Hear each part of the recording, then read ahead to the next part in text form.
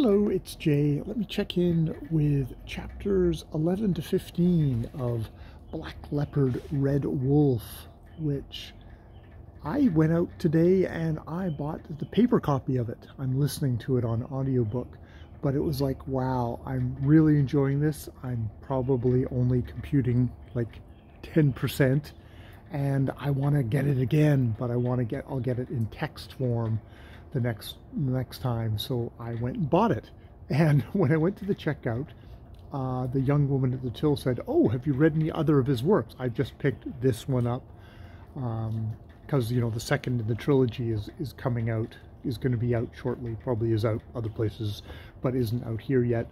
And it's like, oh, how have you enjoyed it? And it's like, well, it's like I haven't read other of his work. I've listened to this one. I'm like halfway through it. At which point I was like, I really like it. I'm getting the text of it, and it is super violent, and it's like one of these, you're talking to a stranger and it's like, how do you say, well, it's got rough gay sex in it, it's got a lot of rape, murder, violence, and all that. How do you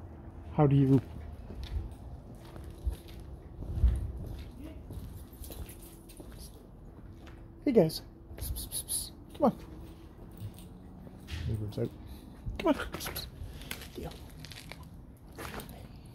How do you explain that politely to someone without saying, there's some great gay sex in here, also just super violent, and there's rape of children, but it's really great at the same time. I kind of went with well, how in Greek myths it can get really full on of like Greek gods doing horrible things to people. It's kind of like that. I didn't get fully into it, but yeah.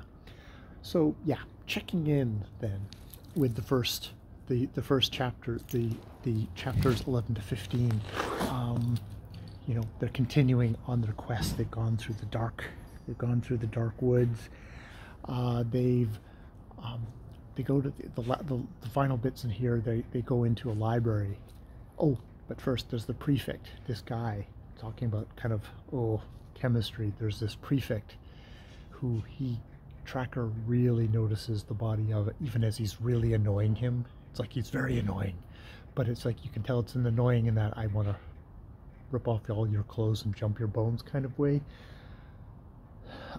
There's that. I think he is more kind of Islamic in his background. This fellow, Islamic Muslim or Middle East. I get the sense.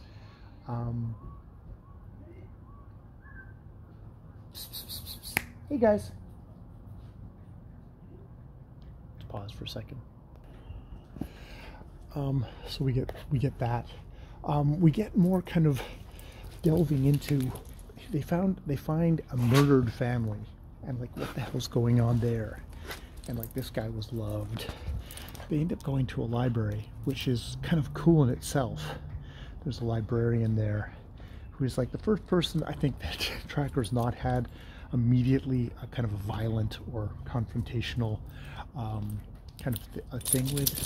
He delves in the books, and he indeed finds a hidden cache. It's like, look over the window or something like that, and he goes over the window and he finds a text, and it's all these blank pages, but why are they blank? At which point the prefect comes in and holds a sword to his thing because he has a confrontational relationship with him, and says like, you're about to burn it. It's like, no, I'm not going to burn it. And what it is what's written on there is written in milk, and if you heat it up, the words it's invisible ink basically. And it tells him where to go to take the boy, to find this boy that has been abducted, and they don't know has been sold into sex slavery or has been cut up for pieces, but no, they think it's live, and it's like Tracker's got the scent, and it's like 3 moons away. But the text is all about how the king it's a corrupted line, the king's line, and that it's been descended from the father's side versus the mother which, you know, opposite of what we think of. It should be all patrilineal in our side. It's like, no, it's from the mother's side. So there's a lot of stuff here which is just like, this should get this guy killed immediately. You know, if he's been writing this stuff, this and other work, like, you know, if you bring a case against the king, it should get paid for, and you shouldn't get, you know, executed immediately for it. There's a lot of stuff going on here, which, you know, I'm only barely taking in, really. So there's all that, but then they get attacked, at which point they get attacked by flaming arrows in a library, and everything is on fire. And they get out of there, and the poor librarian's just like, "They murder my books, murder my books," which is just like, oh god. Of the violence in the novel, this might be the most terrible violence, in a way of like, oh, the murdering the books.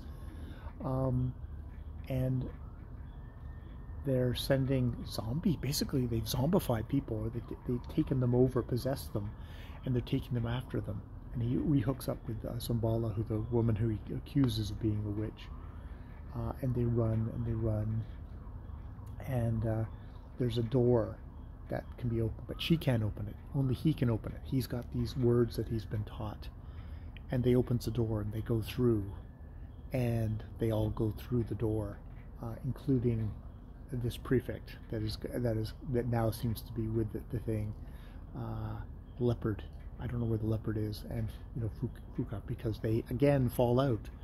There's some kind of a bewitchment, because it's like he wakes up, the Lprd, and he doesn't remember anything about them falling out, doesn't remember anything about the days, but then he goes off with the boy Fuka, and suddenly he's back to just angry, you know, hatred, and like they almost come to blows yet again, and he just walks away from them.